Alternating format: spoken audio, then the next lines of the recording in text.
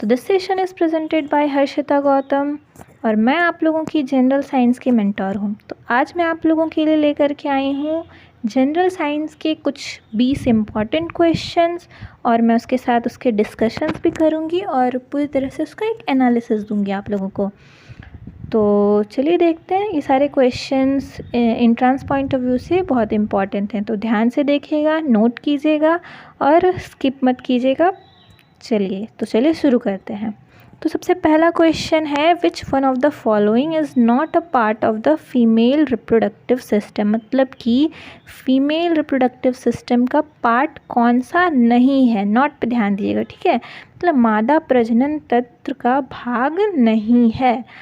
तो हम लोग इसका देखते हैं कि क्या क्या। देखिए, मैंने हर क्वेश्चन के साथ एक नोट बनाया है, उससे आपको एकदम क्लियर समझ में आएगा। तो क्या है कि फीमेल इंटरनल रिप्रोडक्टिव सिस्टम में क्या होता है, उसके पार्ट्स क्या क्या हैं, vagina, uterus, fallopian tube, cervix और ओवरी। क्या क्या, फैलोपियन ट्यूब, गर्भाशय ग्रीवा और अंडाशय। Vagina, uterus, fallopian tube, cervix और ओवरी। तो यहाँ पे एक एक्स्ट्रा क्या है, वास डिफरेंस, मतलब शुक्रवाहक। तो शुक्रवाहक जो है वो एक मेल रिप्रोडक्टिव सिस्टम है, मतलब नर प्रजनन तंत्र का भाग है। तो यहाँ हमें जो क्वेश्चन पूछा गया है कि जो फीमेल रिप्रोडक्टिव सिस्टम का पार्ट नहीं है, तो आंसर क्या हो जाएगा हमारा, वास डिफरेंस या फिर शुक्रवाहक। मतलब कि ये देखिए, ओवरी है, यूटेरस है, ओविडक्ट है, ये सब जो पार्ट है, अंडाशय, गर्भाशय, अंडवाहिनी, ये सब जो है वो फीमेल रिप्रोडक्टिव सिस्टम के पार्ट्स हैं, लेकिन जो वास डिफरेंस या शुक्रवाहक है वो नहीं है। मतलब कि वो एक मेल रिप्रोडक्टिव सिस्टम है। हमारा क्वेश्चन था कि फीमेल रिप्रोडक्टिव सिस्टम का पार्ट नहीं है, तो जब ये मेल रिप्रोडक्टिव सिस्टम का पार्ट हो गया तो फिर वो फीमेल का कैसे होगा, ठीक है। तो आंसर हमारा क्या हो गया, वास डिफरेंस। चलिए नेक्स्ट क्वेश्चन देखते हैं क्या है।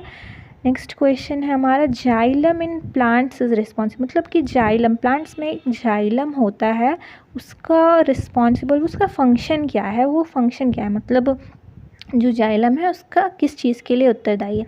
तो जाइलम होता क्या है वो हम लोग समझते हैं। देखिए, हर क्वेश्चन में मैंने नोट बनाया, वो ध्यान से सुनिएगा आप लोग, हर उससे बहुत सारे और भी क्वेश्चंस के का आप लोगों को आइडिया मिल जाएगा।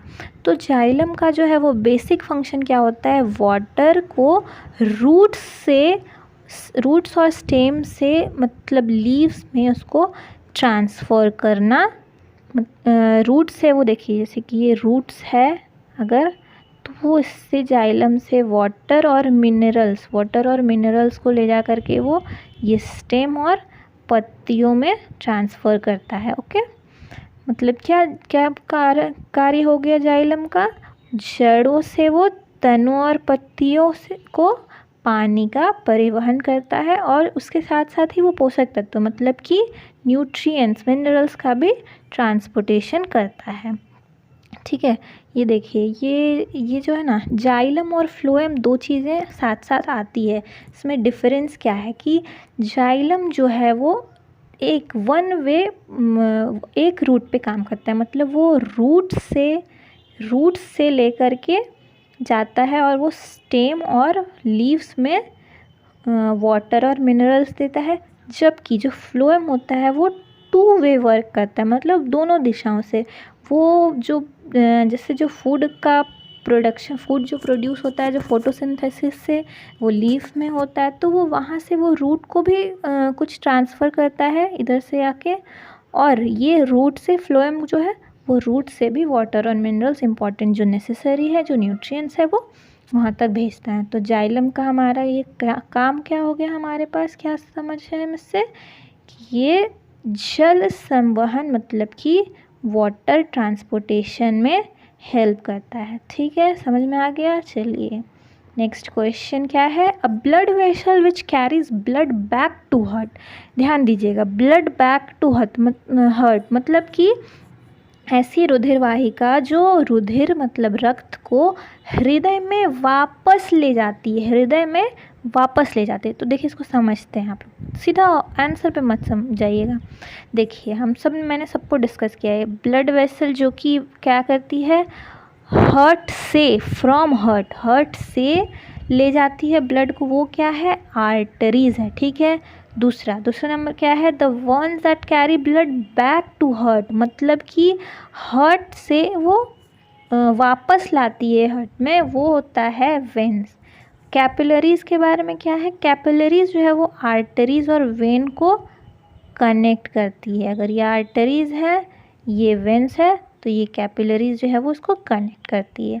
प्लेटलेट्स का एक अलग काम है, जो हमारे बॉडी में कट्स होता है, कुछ ब्लड क्लॉटिंग होती है, तो उससे घाव भरने में काम आता है। ठीक है, तो समझ में आया। हिंदी में भी एक बार समझ लीजिए कि जो रक्त वाहिका जो कि रक्त को हृदय से दूर ले जाती है, मतलब अगर ये हार्ट है तो वो यहाँ से रक्त को दूर ले गई, जबकि उसे क्या कहा जाता है, धमनी मतलब आर्टरीज, और जो कि वो वापस लाती है उससे शीरा मतलब वेन्स कहते हैं। और कोशिका जो है वो कनेक्ट करती है, मैंने समझाया। अच्छा, यहाँ पे फिगर में भी देख लिया। और पट्टिका मतलब प्लेटलेट्स जो है वो घाव भरने में और थक्के बनाने में मुख्य भूमिका। जैसे देखिए, ये आर्टरीज जो है वो रेड कलर की आर्टरीज होती है, वो क्या करती है, हार्ट, अगर यहाँ पे अगर हार्ट है तो ये हार्ट से मतलब हृदय से रक्त को लाएगी हमारे शरीर में, और जबकि ये जो है वेन्स जो है वो बैक टू हार्ट मतलब हृदय को वापस भेजता है प्यूरिफाई करके रुधिर रक्त को। और कैपिलरीज का काम क्या हो गया, ये दोनों को जोड़ना। ठीक, तो हमारा जो क्वेश्चन था कि ब्लड बैक टू हार्ट कौन लाता है, मतलब हृदय में वापस, तो इतना समझाया। वेन्स हो गया मतलब कि शीरा। चलिए नेक्स्ट क्वेश्चन देखते हैं। A tadpole develops into an adult frog by the process of fertilisation, metamorphosis, hibernation या बर्डिंग। तो देखिए हम लोग, ये क्या, निषेचन, शीत निद्रा, कायांतरण, मुकुलन, मतलब कि टेडपोल मेढक के जो बच्चे होते हैं ना, मतलब जो जन्म लेते हैं, जो जिस तरह के होते हैं उसे टेडपोल कहते हैं। तो वो जो टेडपोल जो वो एडल्ट मतलब वयस्क मेढक बनता है, उसकी प्रक्रिया को क्या कहते हैं। तो जो ऑप्शन दिए हैं हम उसका पूरा तरह से क्या कहते हैं, उसका ऑपरेशन कर लेते हैं, आपको समझ में आ जाएगा फिर। तो सबसे पहला क्या है, फर्टिलाइजेशन। तो फर्टिलाइजेशन क्या है, ये एक प्रोसेस है by which male and female gametes fuse together to form a new organism, मतलब नर तथा मादा युमक का संयोजन। मतलब जैसे कि अगर ये एक्स जो है वो, और ये एक मतलब कि क्या, ये वाई, ये दोनों का मिलता है तो ये एक बनाता है एक्स वाई या एक्स एक्स करके, तो वो एक फर्टिलाइजेशन। दोनों ब्रीडिंग मतलब इसमें एक्स का भी कैरेक्टर, एक्स मतलब मेल कैरेक्टर और वाई मतलब फीमेल कैरेक्टर, ये दोनों मिल करके जो है वो बनता है। ठीक है, तो ये आकर के यहाँ पे फर्टिलाइजेशन मतलब स्पर्म, जैसे कि ये जो है ना, ये स्पर्म है, ये ओवा है, ये फीमेल ऑर्गन, फीमेल मतलब कि ये स्त्रियों में जो उसका युमक होता है, गैमेट्स होता है, वो दोनों मिल करके जो होता है स्पर्म और ओवा, ये दोनों मिल करके एक गैमेट्स बनाता है, जिससे कि एक न्यू ऑर्गेनिज्म का डेवलपमेंट। और न्यू ऑर्गेनिज्म क्या, द्विगुणित मतलब दोनों होता है, उसमें दोनों के कैरेक्टर्स होते हैं। ठीक है, तो ये फर्टिलाइजेशन हो गया। दूसरा क्या है, मेटामॉर्फोसिस। तो मेटामॉर्फोसिस क्या है, ये एक प्रोसेस है जिसमें कि कोई भी जानवर, कोई भी एनिमल या कोई भी ऑर्गेनिजम्स जो है वो फिजिकली मतलब डेवलप होता है जन्म लेने के बाद, आफ्टर बर्थ और हैचिंग, से अंडा फूट करके निकला या जन्म लिया, उसके बाद वो एक साइकिल को फॉलो करता है, एक स्टेप्स में वो डेवलप करता है अपने बॉडी को धीरे धीरे करके, और वो एक नया ग्रोन ऑर्गेनिजम्स बनता है। उसका धीरे धीरे जो स्ट्रक्चर है वो चेंज होता है, बॉडी पार्ट्स बनते हैं और उसी तरह से वो बनता है। तो जो यहाँ क्वेश्चन हमारा पूछा गया था टेडपोल, तो टेडपोल जो है वो एक एडल्ट फ्रॉग में मेटामॉर्फोसिस से ही बड़ा होता है। ठीक है, इसको हिंदी में कायांतरण बोलते हैं, जो कि एक प्रोसेस, जो कि एक प्रक्रिया है जिसमें कि जानवर पैदा होने के बाद या अंडे से निकलने के बाद सेल्स को ग्रो होता है और उसका शारीरिक ढांचा मतलब वो बॉडी स्ट्रक्चर में चेंज आता है और वो वैसे ही अपना ग्रो होता है। तो ये देखिए जैसे मेटामॉर्फोसिस, ये टेडपोल का प्रोसेस क्या होता है। जैसे कि ये अगर अंडा है, उसके बाद ये एम्ब्रॉयो, ऐसे ऐसे धीरे धीरे करके इसका बॉडी पार्ट्स बना, इसे हैंड, इधर से इसके कुछ पैर निकले, इधर से धीरे धीरे इसमें पूरा प्रोसेस में एक चेंज आता गया और फिर ये जाके लास्ट में एक एडल्ट फ्रॉग बन गया। ठीक है, समझ में आ गया। ठीक, तो टेडपोल कैसे बनता है एडल्ट? मेटामॉर्फोसिस से। नेक्स्ट प्रोसेस क्या है? हाइबरनेशन का। हाइबरनेशन आप लोगों ने देखा होगा, कुछ ऐसे जानवर होते हैं जो कि सर्दियों में, ठंड के मौसम में जो होते हैं वो एकदम स्थूल हो जाते हैं, स्थिर से हो जाते हैं, मतलब उनमें वो ज़्यादा एक्टिव नहीं रहते हैं। तो ये जो एक सीजनल हेट्रोथर्मी, मतलब मौसमी हेट्रोथर्मी है, जहाँ की ज़्यादातर जैसे शीत निद्रा भी बोलते हैं, जिस मतलब शीत मतलब ठंडा, निद्रा मतलब सोना, वो मतलब एक कंडीशन होता है जो कि वो लगभग सोए हुए रहते हैं। उस टाइम क्या होता है? लो बॉडी टेम्परेचर होता है, ब्रीथिंग, हार्ट रेट, जो हृदय गति होती है वो बहुत इसकी धीमी हो जाती है। तो वो प्रोसेस जो है वो एक हाइबरनेशन होता है। ठीक, इसको शीत निद्रा बोलते हैं। नेक्स्ट प्रोसेस क्या है? बडिंग। तो बडिंग क्या होता है? ये एक असेक्सुअल रिप्रोडक्शन, मतलब कि अलैंगिक जनन, मतलब कि इसमें सिर्फ एक या तो मेल या तो मतलब कि एक ही ये नए ग्रोथ। जैसे कि अगर नॉर्मल रिप्रोडक्शन की बात करें तो कि दो, उसमें मेल फीमेल दोनों की ज़रूरत होती है, जबकि ये बडिंग प्रोसेस में एक ही अलैंगिक, मतलब एक ही ऑर्गेनिज्म से ये न्यू बर्थ्स दे सकता है, न्यू ऑर्गेनिज्म इससे जन्म ले सकता है। तो बर्डिंग क्या होता है? ये एक, देखिए, अगर ये है एक प्लांट ऑर्गेनिज्म, तो इससे एक पार्ट निकला, फिर ये धीरे धीरे करके इससे थोड़ा बड़ा पार्ट हुआ, ये धीरे धीरे करके ये जो है ना, इससे एक अलग हो करके एक सिमिलर ऑर्गेनिजम्स ही बन जाता है। ठीक, जैसे कि यहाँ पे देखिए तो ये जैसा है ना, ये एक पहले पेरेंट था, उसके बाद इससे ये एक निकला, इसके बाद थोड़ा सा बड़ा हुआ, फिर और बड़ा, ये सिमिलर, अब इससे ये आके इससे टूट गया और एक न्यू ऑर्गेनिजम्स बन गया। ठीक है, तो ये हाइड्रा का बडिंग दिखाया गया, ये हाइड्रा में बडिंग होता है। तो इस प्रोसेस को, जिसको मुकुलन भी कहते हैं, तो ये हो गया हमारा बडिंग। तो हमारा जो क्वेश्चन था उसका आंसर मिल गया ना। मेटामॉर्फोसिस मतलब टेडपोल कैसे डेवलप होता है? तो मेटामॉर्फोसिस कायांतरण के प्रोसेस से। ठीक, चलिए नेक्स्ट क्वेश्चन क्या है हमारा? 5वां question, nodules with nitrogen fixing bacteria. ठीक है, क्या होता है? अब हम लोग नाइट्रोजन फिक्सिंग बैक्टीरिया के बारे में जानते हैं। मतलब नाइट्रोजन स्थिरीकरण जीवाणु किस में उपस्थित होता है? ये कुछ अनाजों के एग्जाम्पल दिए गए हैं, किस में होता है। तो चलिए पहले जानते हैं कि नाइट्रोजन फिक्सिंग बैक्टीरिया है क्या। नाइट्रोजन फिक्सेशन क्या है? नाइट्रोजन फिक्सेशन जो है वो एक केमिकल प्रोसेस, रासायनिक प्रक्रिया है, जिसमें कि मॉलिक्यूलर नाइट्रोजन जो है वो, मतलब कि अगर हवा में नाइट्रोजन है तो वो जाकर के वो प्लांट जो है उसको एब्जॉर्ब करता है और उसको कन्वर्ट करता है अमोनिया, मतलब कि NH3 में ये कन्वर्ट करता है। ठीक है, तो ये इससे सॉइल में मिट्टी में ये अमोनिया से उसको बदल देता है। ठीक, तो ये जो प्रोसेस होता है वो कहाँ होता है? ये होता है नाइट्रोजन फिक्सिंग बैक्टीरिया। कौन सा होता है? राइजोबियम। ये भी याद रखिएगा कि नाइट्रोजन फिक्सिंग बैक्टीरिया जो होता है वो नाइट्रोजन स्थिरीकरण जीवाणु कौन होता है? तो राइजोबियम। ये किस में प्रेजेंट होता है? लेग्यूमिनस प्लांट्स, मतलब फलीदार। जैसे कि लेग्यूमिनस प्लांट्स किसको कहते हैं? जिसके रूट्स जो है वो ऐसे ऐसे बहुत सारे ऐसे ऐसे बटे हुए होते हैं, इसको लेगुमिनस प्लांट्स होते हैं। तो इसका एग्जाम्पल्स क्या? पीज, लेंटिल्स, पीनट्स, चना, मटर, दाल, मूंगफली, ये सब में जो है ना वो होता क्या है?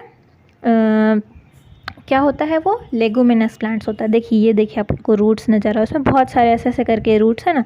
तो ये जो एयर में प्रेजेंट जो नाइट्रोजन है वो इसको एब्जॉर्ब किया, नाइट्रोजन को अमोनिया NH3 में कन्वर्ट किया, उसके बाद ये मिट्टी सॉइल में एब्जॉर्ब कर लिया और फिर उसको प्लांट ग्रोथ में मदद करता है। तो हमारा आंसर क्या हो गया? मतलब पूछा क्या था कि किस में प्रेजेंट होता है? तो लेगुमिनस प्लांट्स, मतलब कि लेगुमिनस प्लांट्स हमारा क्या था? ग्राम एक एग्जाम्पल था हमारा। ठीक, तो हो गया आंसर। चलिए नेक्स्ट क्वेश्चन हम देखते हैं क्या है। Genes are located. तो जीन्स मतलब जीन्स हमारे वो, जिससे हम लोगों में कैरेक्टर आता है ना, कुछ हमारे माँ के गुण आते हैं, कुछ हमारे पिता के गुण आते हैं, तो वो गुण जो होता है वो कैसे आता है, तो वो जीन्स से आता है। तो जीन्स क्या होता है वो जानते हैं। तो जीन्स जो है वो हमारे हेरिडिटी, मतलब जो हम लोग अपने आनुवांशिकता, मतलब जो भी हम लोग कुछ हेरिडेट करते हैं ना, कुछ कोई भी कैरेक्टर अपने माता पिता से, तो वो हम लोगों में जीन्स के द्वारा ही आता है। तो वो क्या है, एक फंक्शनल स्ट्रक्चरल यूनिट है, हेरिडिटी का आनुवांशिकता का एक बुनियादी कार्यात्मक और संरचनात्मक इकाई है। तो ये कहाँ प्रेजेंट होता है ये हम लोग जानते हैं। ये कहाँ होता है, क्रोमोसोम्स के न्यूक्लियस में। मतलब एक सेल है, सेल में ये देखिए सेल होता है, सेल में न्यूक्लियस होता है, ये सेल है, ये सेल के अंदर ये न्यूक्लियस है, न्यूक्लियस में ये क्रोमोसोम्स होता है, क्रोमोसोम्स के अंदर जो है वो डीएनए होता है और डीएनए में जीन होता है। तो सिंपली आपको याद रखना है, ये देखिए ऐसे करके जीन डीएनए का होता है ना स्ट्रक्चर, तो ये डीएनए में जीन्स प्रेजेंट होता है। और डीएनए कहाँ प्रेजेंट होता है, तो क्रोमोसोम। तो घूम फिर करके आंसर हमारा देखिए, अब जैसा ऑप्शन रहेगा आंसर वैसा होगा। तो हमारे पास जो ऑप्शन था वो क्या था, यहाँ पे हमारे पास क्रोमोसोम का ऑप्शन है, तो हमारा आंसर हो गया क्रोमोसोम्स। ठीक, चलिए अब नेक्स्ट क्वेश्चन क्या है, green colour of plants is due to the presence of, मतलब पत्तियाँ या पेड़ पौधे जैसे हम लोग देखते हैं हरे होते, क्यों होते हैं हरे, कुछ और लाल पीले क्यों नहीं होते हैं, तो वो हरा कलर जो होता है वो किसके कारण होता है, वो क्लोरोफिल के कारण होता है। तो क्लोरोफिल का हम लोग और फंक्शंस देख लेते हैं थोड़ा, ठीक है।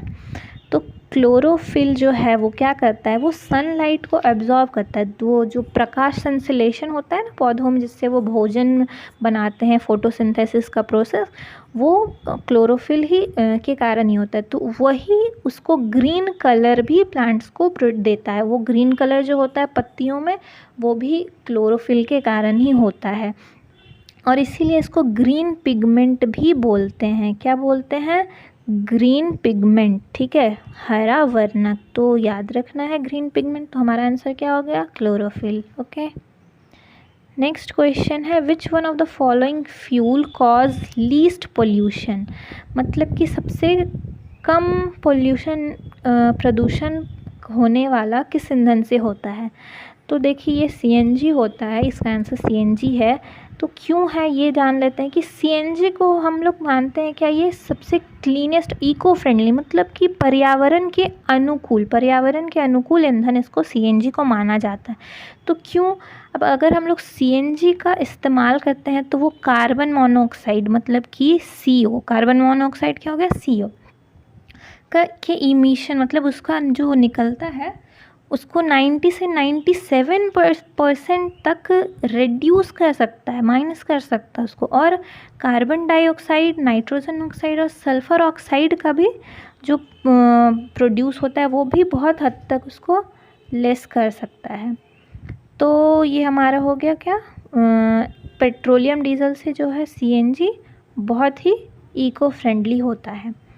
तो समझ में आ गया ना, सीएनजी एक पर्यावरण अनुकूल ईंधन है जिसका उपयोग किया जाता है। कार्बन मोनोऑक्साइड का जो प्रोडक्शन, उत्सर्जन है, वो 90 से 97% तक उसको घटा सकता है, कम कर देता है। और ये कोयला, पेट्रोलियम डीजल की तुलना में भी carbon dioxide, nitrogen oxide, sulphur oxide आदि की उत्पादित ये सब कम करता है। ठीक है, हमारा आंसर क्या, सीएनजी हो गया। चलिए आगे क्वेश्चन देखते हैं, रस्ट इज़, मतलब जंक। जंक का यहाँ पे हम लोग कुछ फार्मूला दिया है, तो वो फार्मूला क्या है, तो देखते हैं। चलिए पहले तो रस्ट होता क्या है। देखिए जैसे रस्ट को हम लोग क्या कह सकते हैं, अगर हम किसी, देखा हो आपने किसी लोहे के वस्तु या कांटी ही मान लेते हैं, अगर कोई कांटी है उसे हमने यहाँ ऑक्सीजन, जैसे कि एयर में, हवा में, खुले जगह पे अगर छोड़ दिया और 1-2 दिन बारिश होती है तो वो जो होता है ना उसमें जंग, पूरा जंग लग जाता है, वो पूरा एकदम उस पर एक red colour, brownish red colour का उस पर एक परत जम जाता है। तो वो जो होता है क्या होता है, वो जंक होता है, उसी को हम लोग क्या बोलते हैं, रस्ट बोलते हैं। तो रस्ट क्या है, एक हाइड्रेटेड फॉर्म ऑफ आयरन 3, मतलब Fe3O2 का एक हाइड्रेटेड फॉर्म, मतलब हाइड्रेटेड मतलब वाटर उसमें प्रेजेंट होता है। तो कैसे बनता है, तो ये देखिए क्या है, जब ऑक्सीजन के प्रेजेंस में आयरन, मतलब Fe plus O2 plus water, तो ये जो बनता है ना वो क्या बनता है, Fe3O2.H2। ये वाटर तो इसका एक मॉलिक्यूलर फॉर्म है, तो ये वाटर जो है उसमें प्रेजेंट होता है। तो इसका हम लोग अगर यहाँ से फॉर्मूला देखें तो क्या हो जाएगा हमारा, Fe2O3.H2 या फिर Fe2O3। हमारा जो क्वेश्चन है उसके हिसाब से हमारा हो गया Fe2O3। ठीक है, अगर वो हाइड्रेटेड फॉर्म में अगर पूछा है तो ये भी सही उत्तर होगा। ठीक है, चलिए नेक्स्ट सवाल है हमारा, the non metal which is a good conductor of electricity. मतलब यहाँ नॉन मेटल पूछ रहा है, अधातु जो कि विद्युत का सुचालक है, मतलब गुड कंडक्टर ऑफ इलेक्ट्रिसिटी, सुचालक है विद्युत का। तो जनरली हम क्या जानते हैं कि जो मेटल होता है वो इलेक्ट्रिसिटी, जैसे लोहे होते हैं वो इलेक्ट्रिसिटी को अच्छे से प्रवाह देते हैं, गुड कंडक्टर होते हैं वो इलेक्ट्रिसिटी के। लेकिन नॉन मेटल जनरली, जैसे कि नॉन मेटल क्या होगा, जैसे अगर हम लोग देखते हैं प्लास्टिक अगर ले लें तो वो एक नॉन मेटल होता है। तो हम लोग देखते हैं टेस्टर वगैरह में आगे लोहा होता है तो पीछे वो प्लास्टिक का एक बना होता है, तो वो एक नॉन मेटल में आ गया। तो वो उसका कंडक्टर वो इलेक्ट्रिसिटी के प्रवाह को रोकता है। अगर हम लोहे को करंट के साथ अगर करते हैं ना तो वो एक हम लोगों को शॉक देता है। ठीक है, तो हम लोग को के पास क्या है, हम लोग जैसे जो एग्जांपल दिया है सल्फर, मरकरी और आयरन, ये सब क्या है, एक मेटल है, और metals are good conductor of electricity, जैसा मैंने बताया। ठीक है, वो धातु जो है वो एक विद्युत का सुचालक होता है। जबकि नॉन मेटल क्या होता है, वो गुड कंडक्टर नहीं होता है। लेकिन ग्रेफाइट इसमें एक अलग एक्सेप्शन मान सकते हैं हम लोग ग्रेफाइट को। ग्रेफाइट पता है ना, जब पेंसिल की, ये अगर पेंसिल है तो वो जो उसका निब होता है तो वो जो होता है ना उसको, वो उसमें ग्रेफाइट होता है, तो उससे जो है ना वो इलेक्ट्रिसिटी पास हो सकता है। वो अब ये नहीं कि एकदम शॉक लग जाएगा, लेकिन इलेक्ट्रिसिटी वो गुड कंडक्टर होता है।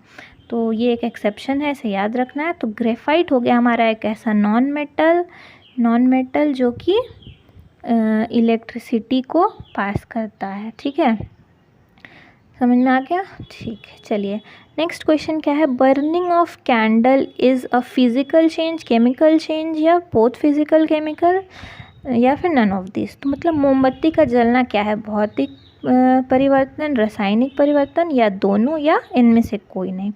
तो हम लोग देखते हैं कि है क्या। तो पता है आप लोगों को कि जब मोमबत्ती जो है वो एक अगर जलती है तो इधर से ये वैक्स मेल्ट होता है, तो ये इसका जो मेल्ट होना होता है ना, ये एक फ़िज़िकल चेंज है। ठीक है, ये एक फ़िज़िकल चेंज है। वैक्स का मेल्ट होना क्या है, वैक्स का मेल्ट होना क्या है, फ़िज़िकल चेंज। जबकि इसके साथ ये लाइट होता है, इसके साथ produce CO2 carbon dioxide produce होता है। कुछ कुछ काले काले तिनकियाँ इसके कालिक जैसे बोलते हैं, सूट, CO2, लाइट, हीट, ये सब का प्रोडक्शन भी हो रहा है ना उसके साथ। जब मोमबत्ती जलाई जाती है वो भी तो मिलता है, तो ये केमिकल चेंज हो गया। तो क्या हो गया इसकी कंक्लूजन कि बर्निंग ऑफ कैंडल क्या है, फिजिकल और केमिकल दोनों है। मतलब मोमबत्ती के जलने पर मोम पिघलता है तो वो एक भौतिक परिवर्तन हो गया, फिजिकल चेंज हो गया। जबकि CO2 कालिक प्रकाश और उष्मा भी निकलता है, इसलिए एक रासायनिक परिवर्तन भी हो गया। तो ये दोनों हो गया। इसका मतलब देखिए, जैसे कि ये अगर हीट कार्बन डाइऑक्साइड ये जला तो इससे ये निकला, मतलब वैक्स जला, वो फिजिकल होगा। जबकि इससे जो सूर्य काला काला निकला, carbon dioxide, steam, heat, light, ये जो भी निकला ये केमिकल प्रोसेस में आ गया। तो हमारा आंसर मतलब हो गया क्या, बोथ। ठीक है, both physical as well as chemical change, मतलब दोनों। ठीक, चलिए बहुत अच्छा। अब नेक्स्ट क्वेश्चन क्या है, a mixture of carbon monoxide and hydrogen is, मतलब कार्बन मोनोऑक्साइड मतलब CO प्लस H2 पूछ रहा है कि क्या होगा। चलिए देखते हैं क्या होता है। तो देखिए कार्बन मोनोऑक्साइड और हाइड्रोजन का मिश्रण क्या कहते हैं। तो देखिए हम लोग ये जो ऑप्शन है ना, water gas, producer gas, coal gas, सब हम लोग देख लेते हैं। तो वाटर गैस क्या होता है, वाटर गैस क्या है, मिक्सचर ऑफ कार्बन मोनोऑक्साइड और हाइड्रोजन, मतलब COH2 को मिलाने से क्या बनता है, वाटर गैस बनता है। ठीक, प्रोड्यूसर गैस क्या, तो हम लोग को ऑप्शन पहले में ही मिल गया हमारा आंसर। तो और प्रोड्यूसर गैस क्या होता है, कार्बन मोनोऑक्साइड और नाइट्रोजन का मिक्सचर होता है। कोल गैस क्या होता है, वो कार्बन मोनोऑक्साइड, हाइड्रोजन, मीथेन का मिक्सचर होता है। तो सब कुछ याद करना है, कुछ भी पूछ सकता है, ये तीनों ध्यान में रखिएगा। वैसे मैं इसका PDF आप लोगों को प्रोवाइड करा दूँगी, ठीक है। और बाकी तो आप लोग समझ ही रहे हैं। तो देखिए, तो वाटर गैस हो गया क्या, कार्बन मोनोऑक्साइड और हाइड्रोजन गैस का मिक्सचर होता है क्या, वाटर गैस। तो हमारा आंसर हो गया वाटर गैस। ओके, तो आंसर हमारा क्या हो गया, वाटर गैस। ओके, चलिए, बहुत बढ़िया समझ रहे हैं आप लोग। Which one of the following is not a unicellular, not पे ध्यान दीजिएगा, यूनिसेलुलर ऑर्गेनिज्म नहीं है। मतलब यूनिसेलुलर क्या होता है, एक कोशिकीय जीव क्या नहीं है, मतलब एक कोशिकीय यूनिसेलुलर। यहाँ पे जो एग्जांपल है यूगलेना, अमीबा, पैरामीशियम, फंगी, ये सब में से देखते हैं। तो आप लोग को पता है कि यूनिसेलुलर ऑर्गेनिजम्स क्या होता है, जिसमें कि एक सेल होता है, सिर्फ वन सेल होता है। तो यूगलेना, अमीबा, अमीबा होता है ना ऐसे ऐसे करके कोई भी शेप का है, तो वो अमीबा, यूगलेना, यूगलेना ऐसे करके कुछ होता है, ठीक है। तो ये सब जो होता है वो एक यूनिसेलुलर ऑर्गेनिजम्स है। जबकि फंगी जो है वो मल्टीपल सेल्स होता है, उसमें बहुत सारे सेल्स होते हैं, तो वो एक मल्टीसेलुलर ऑर्गेनिजम्स है। समझ में आया, मतलब कि क्या हो गया इसमें, तो यूगलेना, अमीबा, पैरामीशियम, ये सब एक क्या होगा, एक कोशिकीय जीव। जबकि कवक मतलब फंगी एक बहुकोशिकीय जीव है। तो हमारा आंसर हमें मिल गया है। आंसर क्या हो गया हमारा, फंगी, कवक। ठीक, ओके। चलिए क्वेश्चन नंबर 14 देखते हैं। Which metal is use in gold jewellery, मतलब सोने के आभूषण बनाने में कौन सा धातु उपयोग में लाया जाता है। तो अब बात है कि क्यों हम सोना तो प्योर होना चाहिए। तो ये 24 कैरेट गोल्ड जो होता है ना, वो भी प्योर नहीं, उसमें थोड़ा सा एक मात्रा जो होता है ना, जनरली होता है कि गोल्ड 22 कैरेट का होता है। तो लेकिन देखिए उसमें भी एक थोड़ा सा कोई एक मेटल, जैसे यहाँ पे क्या होता है, कॉपर मिलाया जाता है। क्यों मिलाया जाता है पता है, जो गोल्ड होता है ना वो एक एकदम लगभग लिक्विड फॉर्म, तो लिक्विड वो जो पिघल जाएगा, वो अगर हम उसको गोल्ड बनाना चाहेंगे ना, कोई भी अगर उसको हम शेप देना चाहेंगे तो वो नहीं हो पाएगा, वो शेप नहीं ले पाएगा। तो ज्वेलरी तो बनेगी नहीं, आभूषण बनेगा नहीं। तो उसको एक शेप देने के लिए उसमें कॉपर को मिलाया जाता है, ठीक। तो कॉपर को मिलाया जाता है, उससे वो थोड़ा सा हार्ड बनता है सोना जो है वो।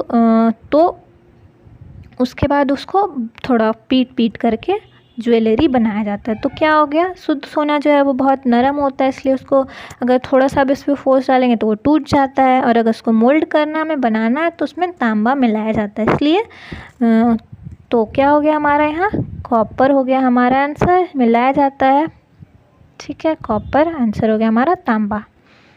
चलिए आगे बढ़ते हैं। नेक्स्ट क्वेश्चन देखिए, फिजिक्स का क्वेश्चन है।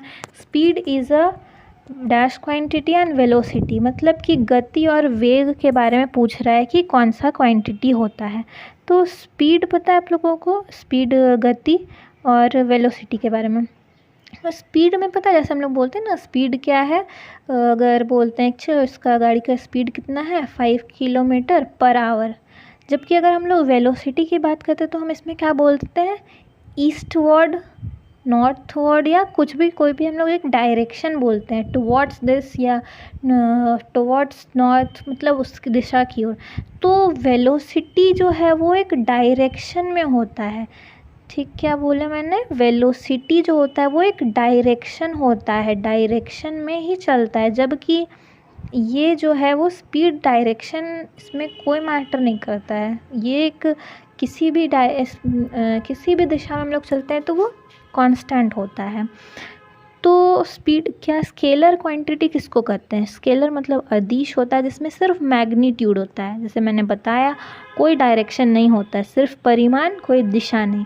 और वेक्टर मतलब सदिश, नाम से ही समझ में आ रहा है, सदिश मतलब दिशा सहित।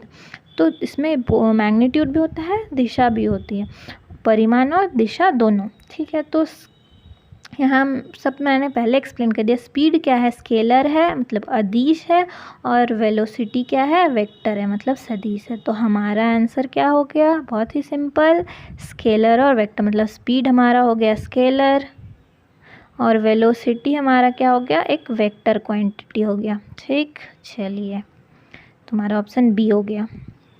चलिए नेक्स्ट क्वेश्चन, ये भी देखिए फिजिक्स से बहुत अच्छा interesting question. The distance covered by a freely falling object, freely falling object is proportional to, मतलब स्वतंत्रता पूर्वक गिराई गई वस्तु द्वारा तय की गई दूरी किसके समानुपाती होते हैं, मतलब किसके प्रपोर्शनल, ऐसे हम लोग ये देते हैं ना ए प्रपोर्शनल टू बी, तो यही होता है समानुपाती।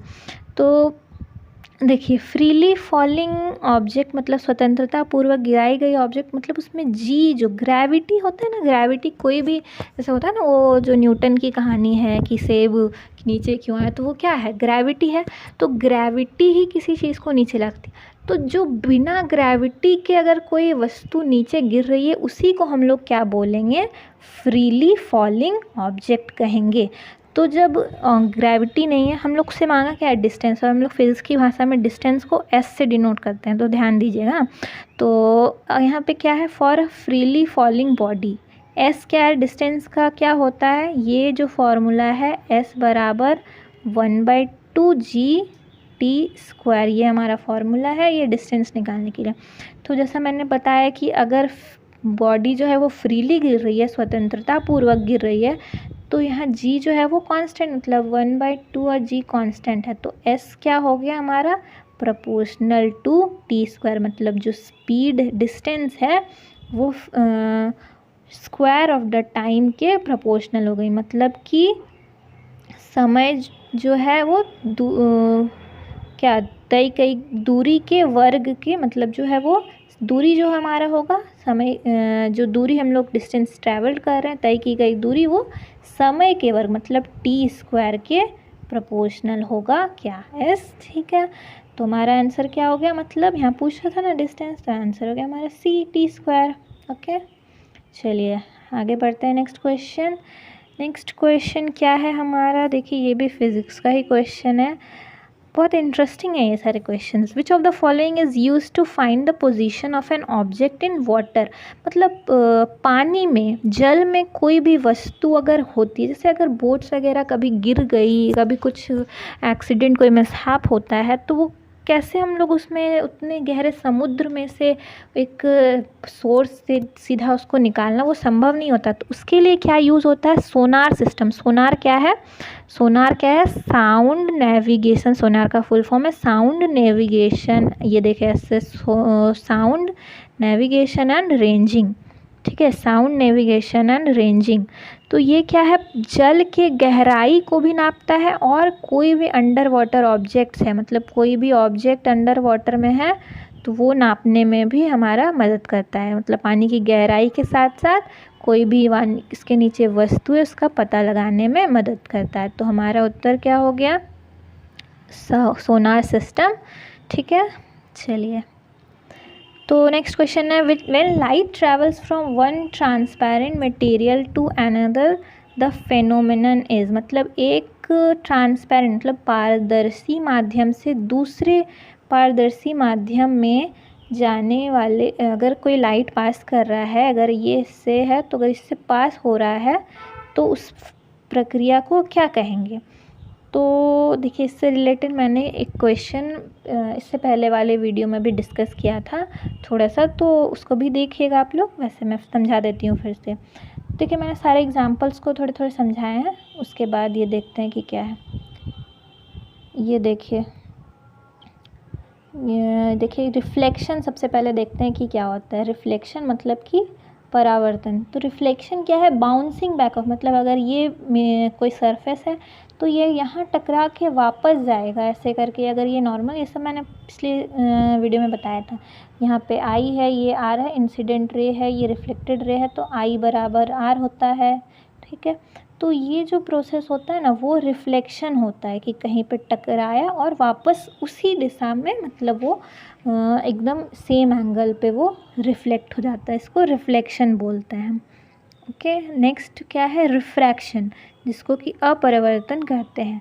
तो रिफ्रैक्शन क्या है, बेंडिंग ऑफ लाइट है, जबकि जब वो एक ट्रांसपेरेंट मीडियम से दूसरे ट्रांसपेरेंट मीडियम में, मतलब ये अगर हम मान लें कि ये एयर है और ये हमारा वाटर है, ठीक है, तो ये अगर हमारा यहाँ से कोई लाइट आया, यहाँ पे अगर हम नॉर्मल मान लें लाइट में, देखिए ये सारी टर्म्स आते हैं, तो एयर से वाटर में जा रहा है ना, तो क्या ये इधर से आ गया? ये मैंने कंसेप्ट पहले भी बताया था कि एयर से वाटर में जब गया तो कोई भी वस्तु जैसे अगर रेयर और मीडियम, मतलब रेयर मतलब खाली खाली, इसमें जो है एयर में क्या होता है, दूर दूर पे होते हैं चीज़ें, जो पार्टिकल्स होते हैं वो दूर दूर होती है, तो उसको लाइट को जगह थोड़ा ज़्यादा मिलता है चलने का, तो वो ज़्यादा स्पीड से चलती है। जबकि वाटर में वो आते आते क्या होता है, उसका स्पीड जो है वो स्लो हो जाता है। स्पीड स्लो हुआ तो वो थोड़ा सा वो कंप्रेस होने लगता है, तो वो नॉर्मल की तरफ मुड़ जाता है।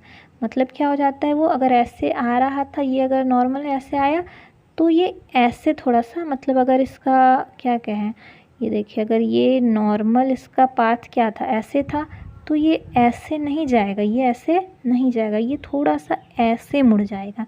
और अगर यही उल्टा होता कि ये होता वाटर और ये होता एयर, तो अगर हम यहाँ देखते कि अगर ये वाटर से एयर में आ रहा है तो इसको क्या होता, जगह थोड़ा ज़्यादा, तो ये ऐसे जाने के बजाय ये थोड़ा ऐसे जाता है, इसका पाथ क्या हो जाता, ऐसे। ओके, चलिए बहुत बढ़िया समझ रहे हैं ना आप लोग। ये देखिए जैसे कि ये इंसिडेंट रे है, ये इधर वाटर में आया तो ये रिफ्लेक्ट होकर के क्या हो गया, ये थोड़ा मुड़ गया। ये इसका नॉर्मल क्या होना चाहिए था, ये नॉर्मल में ऐसे जाता ना, जबकि ये ऐसे आया। ठीक है, तो हमारा क्वेश्चन जो पूछा गया था वो रिफ्रैक्शन के ही बारे में था कि जो अगर किसी ट्रांसपेरेंट मीडियम से दूसरे में जाता है तो उसे क्या कहते हैं। तो हमारा क्या हो गया, रिफ्रैक्शन, अपवर्तन। बाकी दो जो है वो भी समझ लेते हैं कि डिफ्रैक्शन क्या होता है। डिफ्रैक्शन देखिए क्या होता है, किसी एक एज से, मतलब अगर थोड़ी सी उसका लाइट का बेंड होना, मुड़ जाना, किसी एक एज, अगर कोई छोटा सा कहीं से भी कोना मिल गया उसको जगह का लाइट पास होने का, तो वो वहाँ से जाके ऐसे ऐसे करके घुस के पार हो जाएगा।